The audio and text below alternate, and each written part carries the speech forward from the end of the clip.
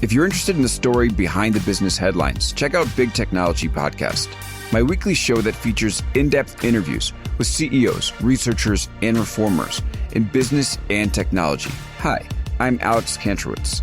I'm a longtime journalist, CNBC contributor, and the host of the show. I empty my Rolodex every Wednesday to bring you awesome episodes, so go check out Big Technology Podcast. It's available on all podcast apps. Would love to have you as a listener. From LinkedIn News, I'm Jessie Hempel, host of the Hello Monday podcast. Start your week with the Hello Monday podcast. We'll navigate career pivots. We'll learn where happiness fits in. Listen to Hello Monday with me, Jessie Hempel, on the LinkedIn Podcast Network or wherever you get your podcasts. Hello, my friends, and welcome to another exciting episode of Negotiate Anything. This show is produced by the American Negotiation Institute, and with over 5 million downloads and listeners in over 180 countries, listeners just like you have made this the #1 negotiation podcast in the world. Hi. My name is Kwame Christian, and I am the founder and CEO of the American Negotiation Institute. Here at ANI, we believe that the best things in life are on the other side of difficult conversations, and we are passionate about providing you with the best content that will help you to make your difficult conversations easier, both at work and at home.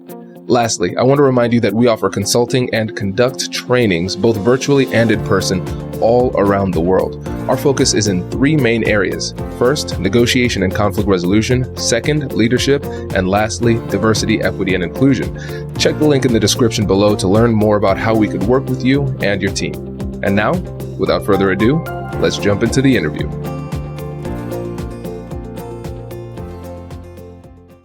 Brian, thanks for joining us today. Hey, Kwame, it's my pleasure to be back.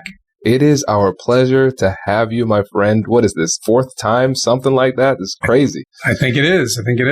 That's wild. That is wild. So for our new listeners, can you tell us about yourself and what you do? Sure. My background was 30 plus years in the insurance industry. Came across the work of Dr. Robert 𝗖ialdini, the most cited living social psychologist on the planet when it comes to ethical influence. Became so intrigued by his work that ultimately I became certified on his behalf to teach his methodology.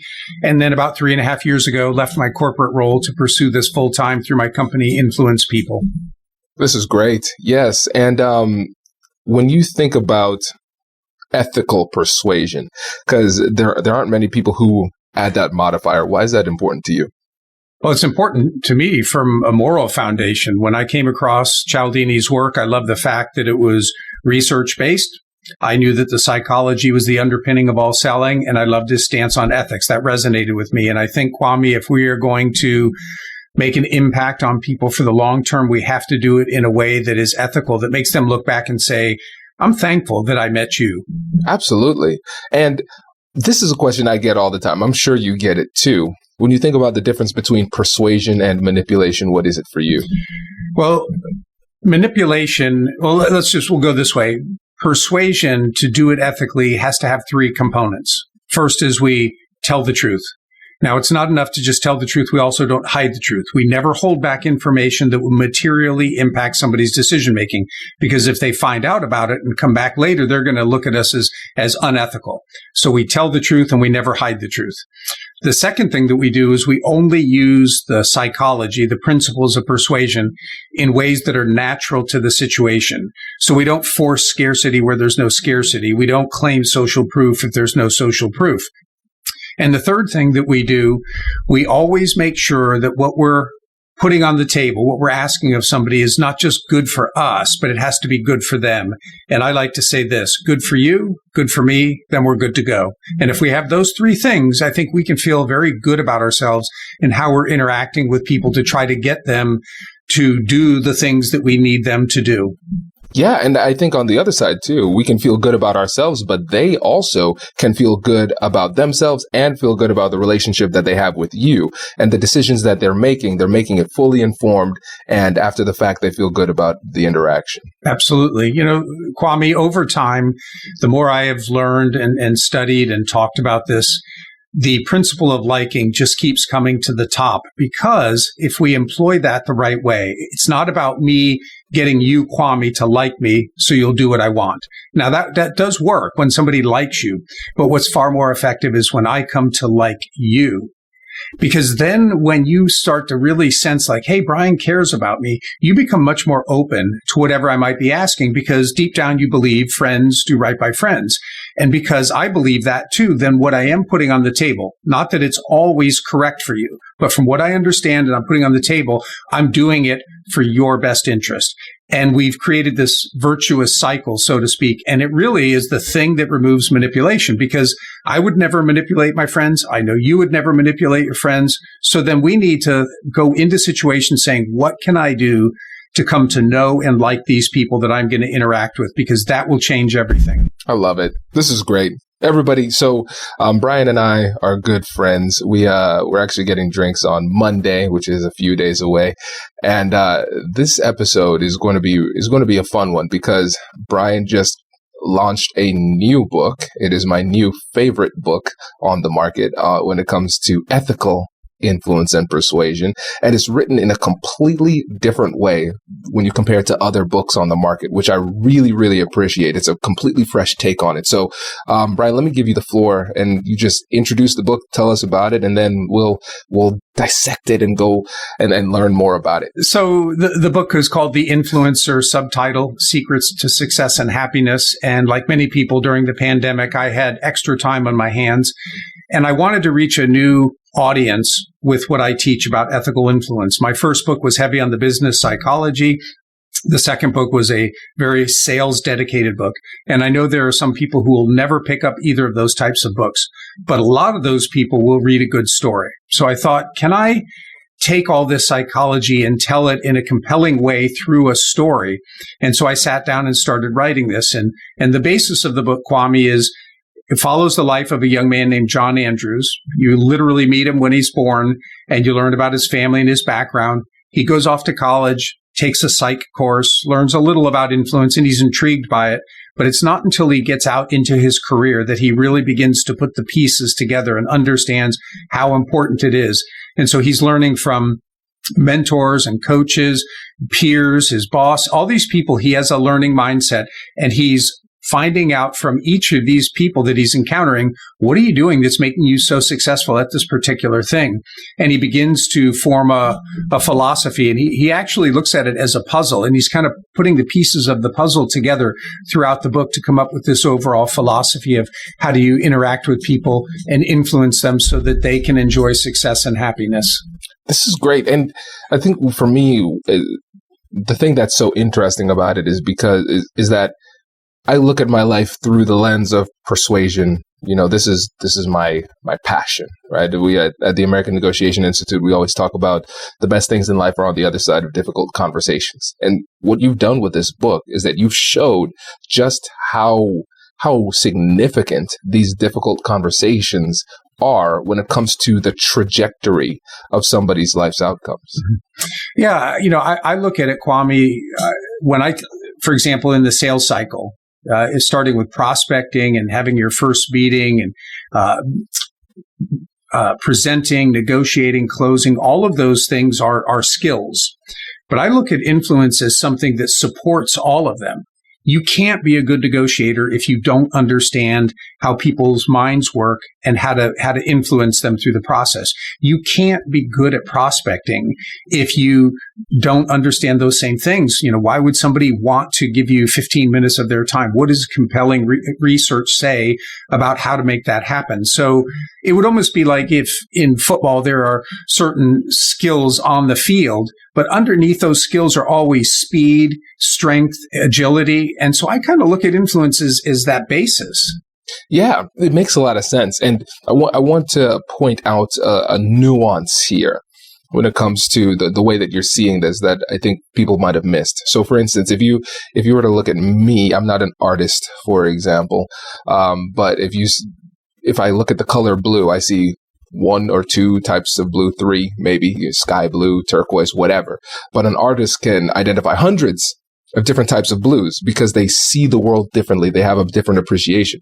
That's how you are with language, because you dropped a few things in there that I think that people might have missed, because you talked about sales, you talked about negotiation, you talked about influence, but you talked about them as like three separate things. So when you think about influence versus sales and influences versus negotiation, what separates influence from those things?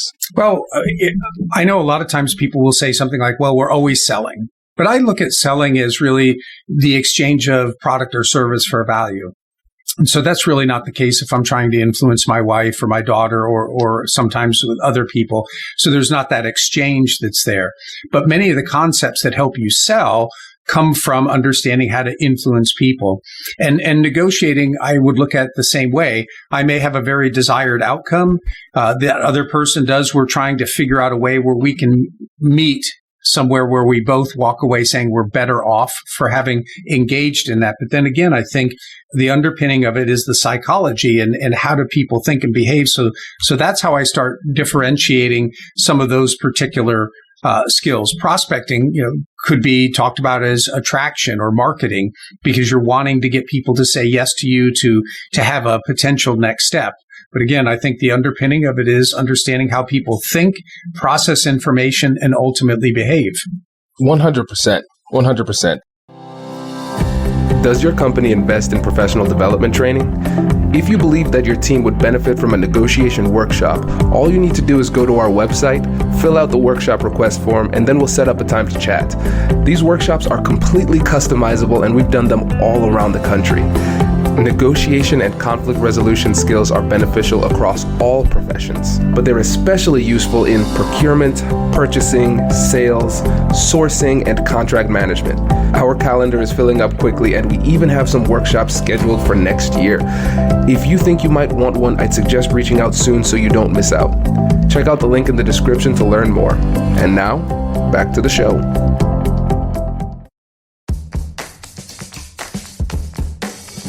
Hey you, I'm Andrew Seaman.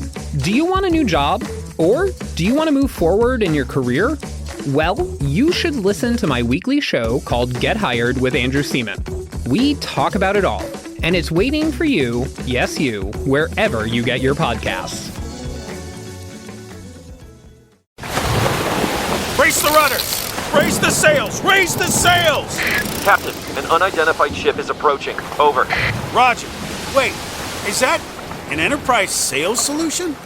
Reach sales professionals, not professional sailors. With LinkedIn ads, you can target the right people by industry, job title, and more. We'll even give you a $100 credit on your next campaign.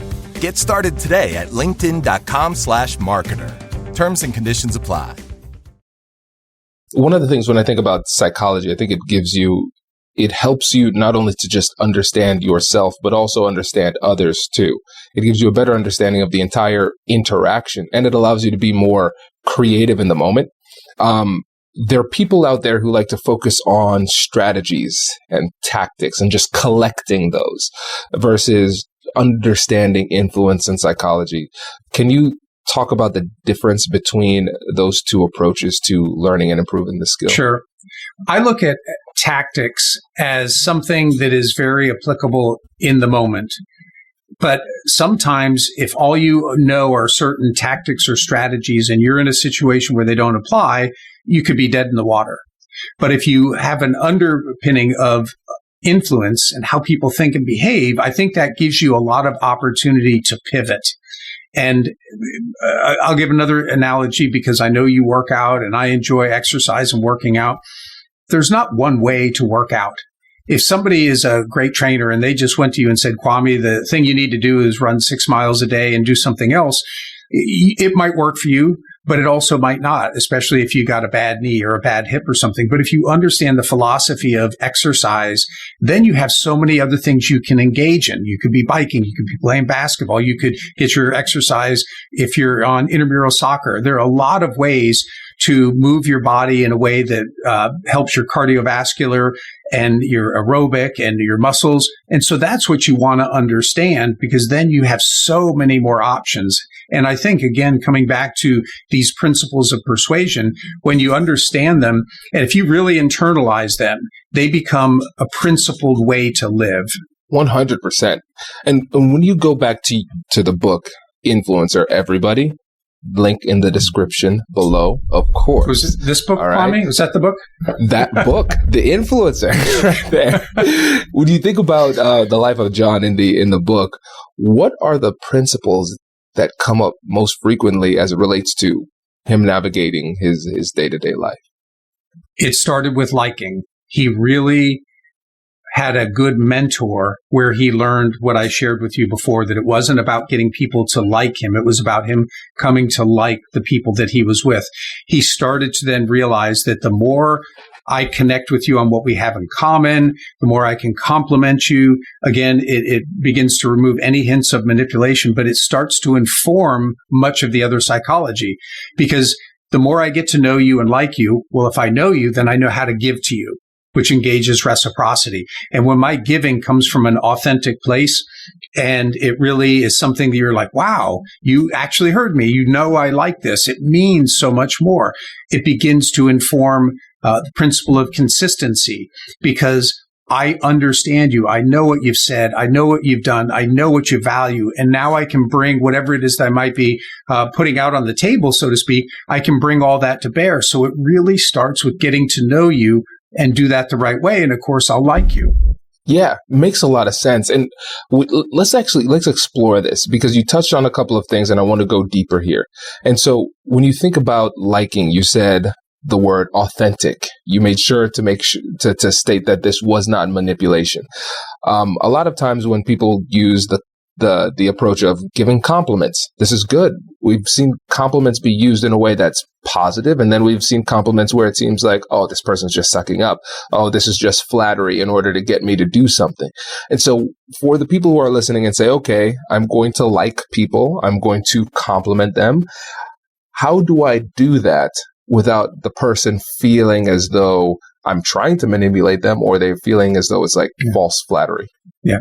So I think it's a shift of the mindset that is not, oh, I learned this, and if I do this, my sales will go up. It's, okay, I've learned this, and I really would like to enjoy the people that I interact with. I would really like to enjoy the customers I serve, the coworkers that I'm around, the vendors I deal with, whoever it is. If nothing else happens, I want to like these people, because I know life will be better if I can truly say I enjoy the people that I interact with. That should be the mindset.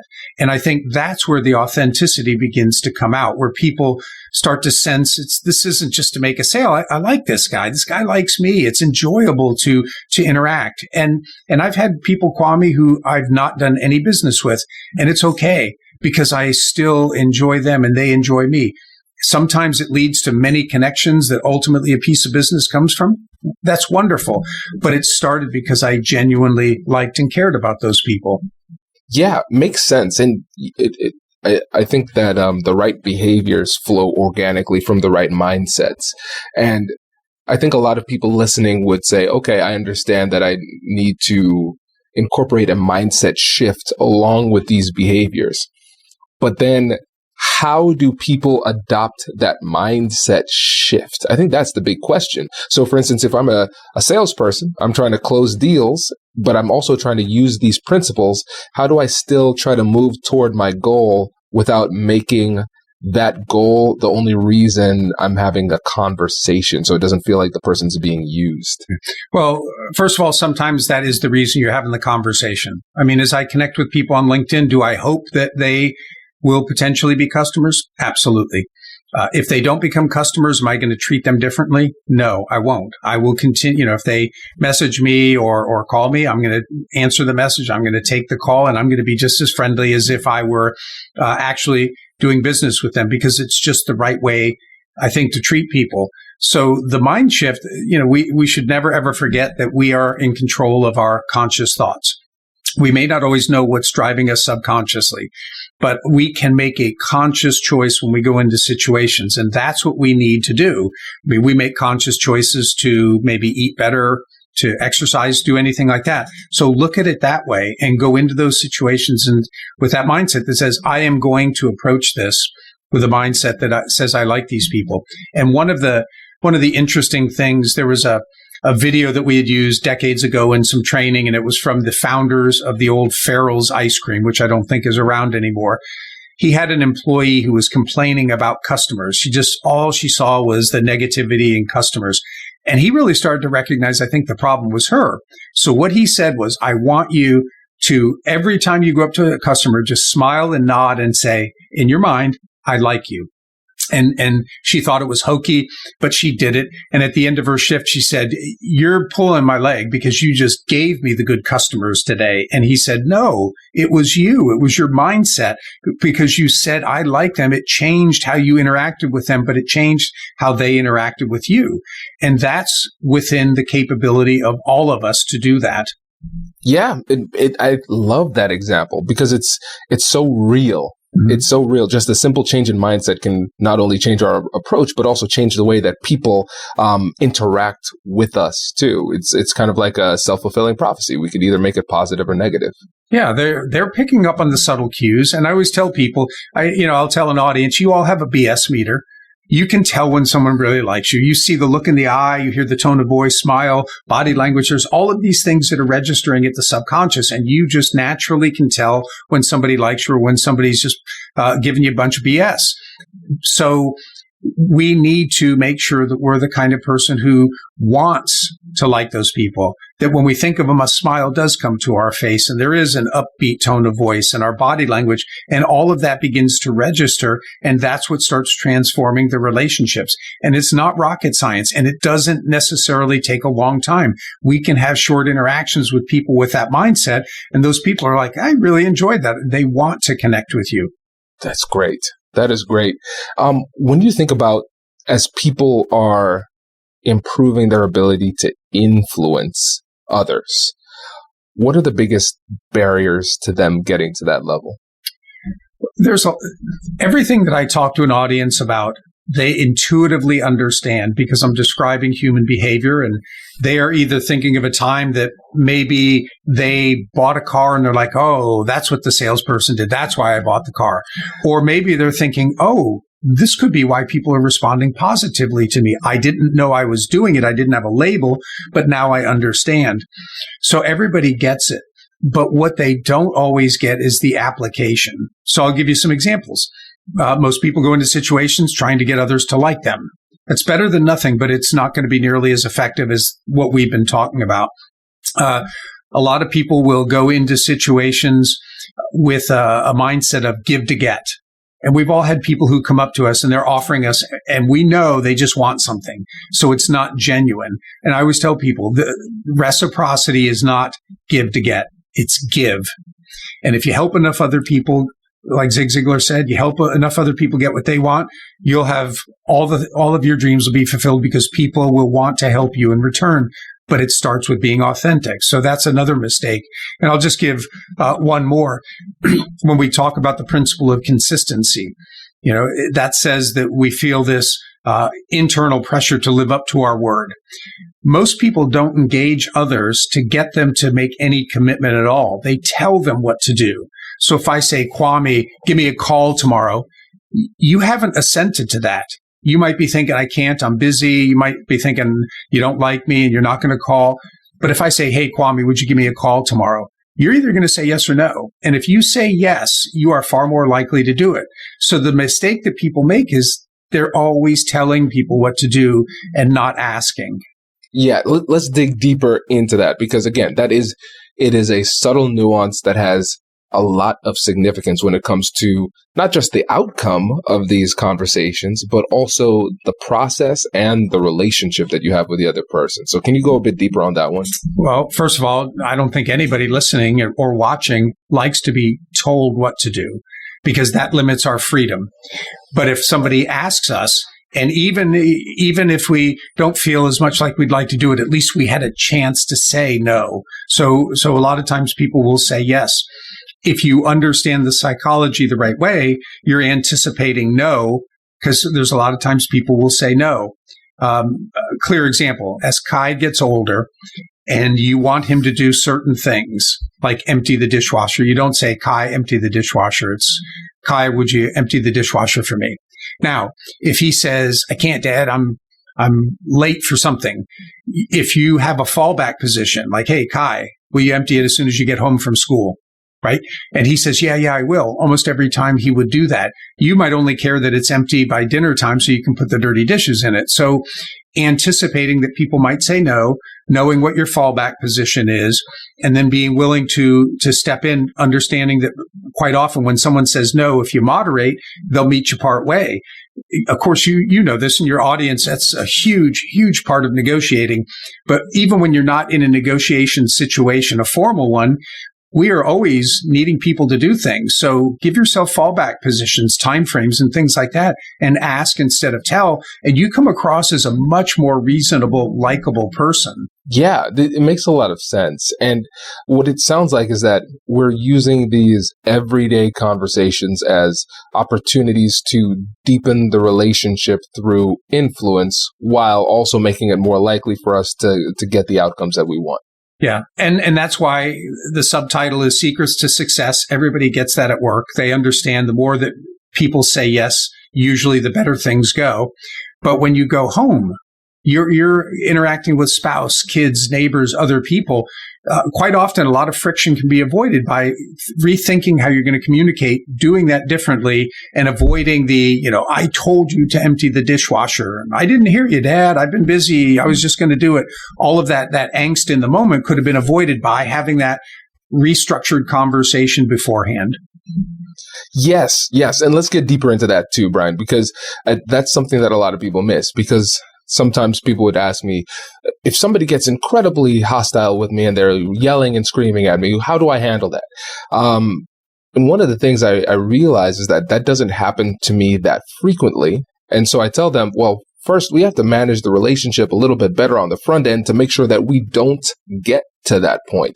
And so can you go a bit deeper on how essentially conversational architecture can help us avoid problems down the road? Well, going in with a question instead of a statement is a first opportunity to do that. But if you want to back up even further, how you are interacting with all of those people well beforehand, right? Have you connected with them? Do they like you? Do you like them? All of those things can make for those conversations that could be so difficult with somebody that they really don't know, like, or trust much.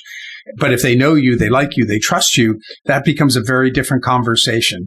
One bit of research that I share sometimes, there was an online negotiating situation between students at Stanford and Northwestern, and they needed to do this online negotiating. One half of the group was told, don't do anything to get to know your negotiating partner. Keep it strictly business, negotiate the best deal possible. The other group was told, get to know the negotiating partner. Exchange emails if you're comfortable, exchange photos, do what you can to get to know this person before you start negotiating. And one of the variables that was measured was failure to negotiate an agreement. Those who kept it strictly business, Kwame, 30% were unable to come to any kind of agreement. But for those who got to know the negotiating partner, only 6% failed. So think about that. 5 times more people failed to negotiate agreement. Only difference between the randomly separated groups was one took time to get to know the other person. So you've got to lay that foundation before you get into some of those conversations if you want those conversations to be different than, unfortunately, too many people experience where they become adversarial. Yeah. You're absolutely right. And I think about some business people who say, well, Brian, I don't have time for that. I don't have time to get into these nonsensical conversations, and I don't care about their family, though, whatever it happens to be. But essentially what it sounds like they're saying is, I don't care about doing what it takes to be successful. Yeah. I was thinking, to me, that's you saying, I don't care about outcomes. I just want to take the shortcut to get what I want out of that situation. But you have to look at it as an investment.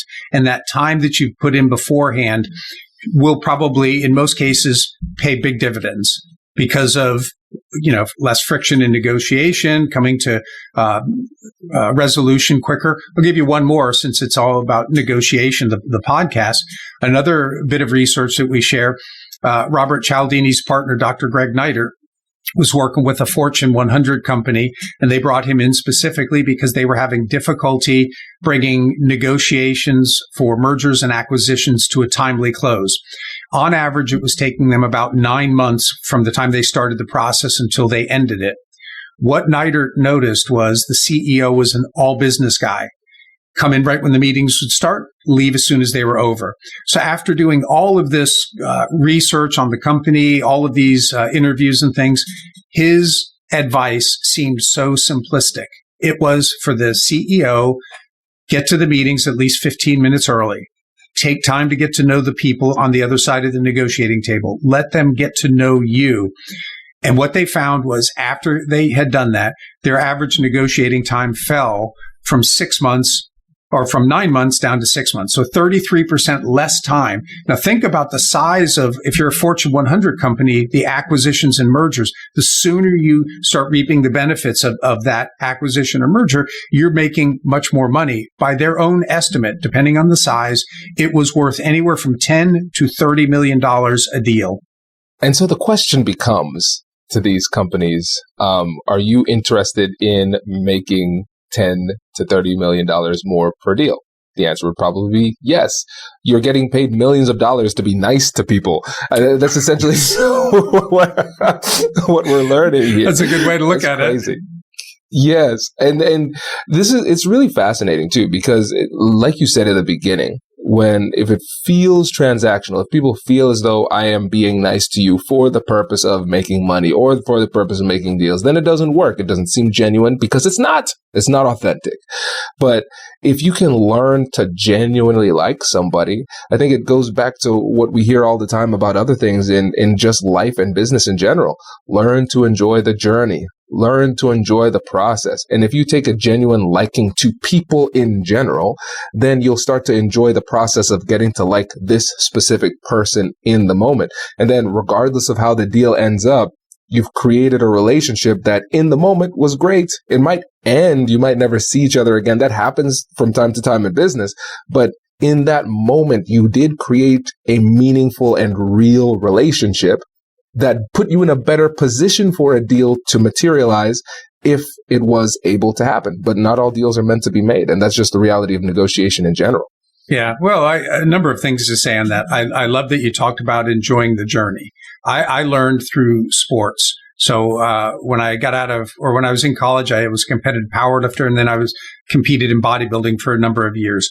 When I stopped doing that, I took up running and I ran marathons. So a pretty radical shift. And then when I stopped that, I did Taekwondo for many years with my daughter. And one of the things that I learned, Kwame, was whatever the goal was, whether it was to stand on stage at the bodybuilding contest or run the marathon or test for a black belt, that was only a reason to do something that I loved and to do that thing that I loved with more intensity and passion. And if you can wake up every day and feel like the thing you love, you've got this goal that's driving you to do it harder, it just becomes more fun. So loving the journey was so important, because standing on stage for 20 minutes after training for like 4 or 5 months, twice a day, for hours and dieting, that's not a very big reward coming back.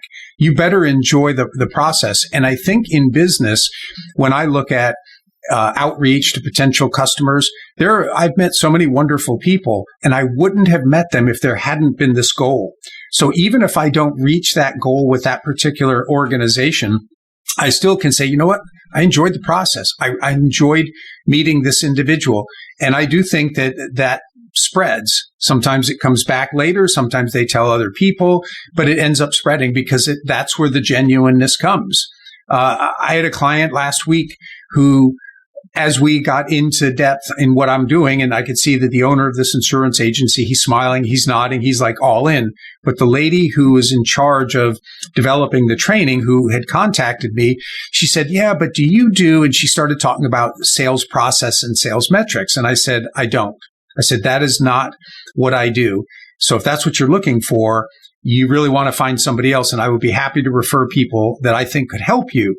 But once you get your process in place, what I teach about influence will help you magnify it, help you make it much better. Now, I didn't get that piece of business because they're going to look for someone to implement sales process and metrics. But I'm very confident that sometime in the future, I'll probably be doing business with them because they liked what they heard, but they trusted me because I didn't try to push something on them. I simply said, would it be okay if I stay in touch with you, maybe every 6 months or so to find out how things are going? That will, I think, ultimately lead to very positive things for both of us. Absolutely. And so I just want to highlight a couple of the incredible things in what you just said. So for the audience here, I think this is one of the most impressive things about Brian. So we learned about his bodybuilding, his marathon running, and his taekwondo. And so we know that he is stronger than most. He's trained to hurt people. And if they try to run away, he could catch them. And yet he chooses to persuade people ethically. So that's impressive by itself. And then what you said there was really great because what you're realizing is you have a people first mentality when it comes to these interactions. You genuinely care and that comes through. And whether or not the deal happens, you're still in a better place relationship wise. But it's almost like playing relationship chess. It's about putting yourself in the best position. And you can't always guarantee the outcome. But as long as you position yourself well in the relationship, you know that if the outcome and the opportunity is there for you to get it, then you're more likely to get it than most because you have put yourself in the best position for success in the relationship. Absolutely. And every one of those interactions is also building a foundation for future interactions. So the more that I can put into practice what I preach, and I get better at it and I enjoy it more and they enjoy it more, that's setting the stage. I'm getting better at that skill, which is going to create other opportunities down the road. So we can't just look at it as, darn it, I didn't get that thing. That's what I wanted. Quite often, there's something better, as you say, on the other side. Absolutely. No, this is great. This is great. And so quick question. Have you written any books on the topic of influence that could potentially help people day to day and in their professional lives? I think I did. I can't remember them, but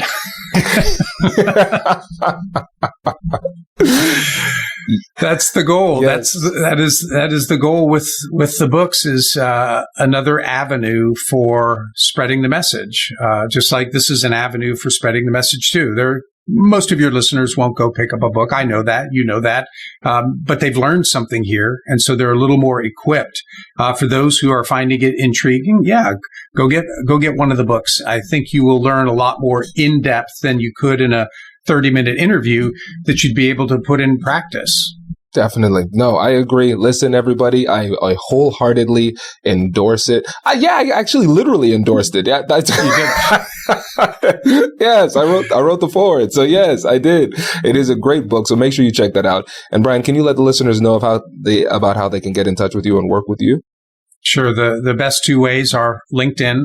And as I always tell everybody, if you don't tell me how you found me, it's a guarantee that you will get a message back asking, how did you come across my profile or something like that? I like to know why people are reaching out, but it's also an opportunity to keep social media social. It's always amazes me how many people are surprised that somebody would actually reach back and ask a question and start a little bit of a conversation. And even if you tell me, you're going to still get a personal message back that's going to say, I really appreciate that. So we'll have some opportunity for interaction. The other avenue is my website, which is influencepeople.biz. And if people go out there, I've been blogging weekly now for more than 14 years. So that's a lot of blog posts. I've been a guest on about 150 podcasts now. Those are all categorized out there. There are links to my books. There are links to the preview courses I've done with LinkedIn Learning. So a lot of opportunity out on the website. This is great. Brian, thank you again for coming on the show, my friend. Really appreciate it. It was my pleasure, and I look forward to seeing you Monday. Likewise.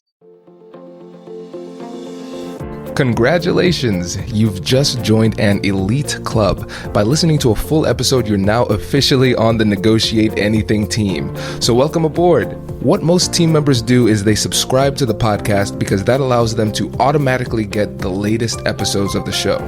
The best things in life lie on the other side of difficult conversations. Keep learning, keep practicing, and keep getting better. Your relationships will improve, your career will soar, and you'll have the confidence you need to get the most out of these crucial conversations. Again, thank you for joining the team. We're excited to have you, and I will see you in the next episode. I'll catch you later.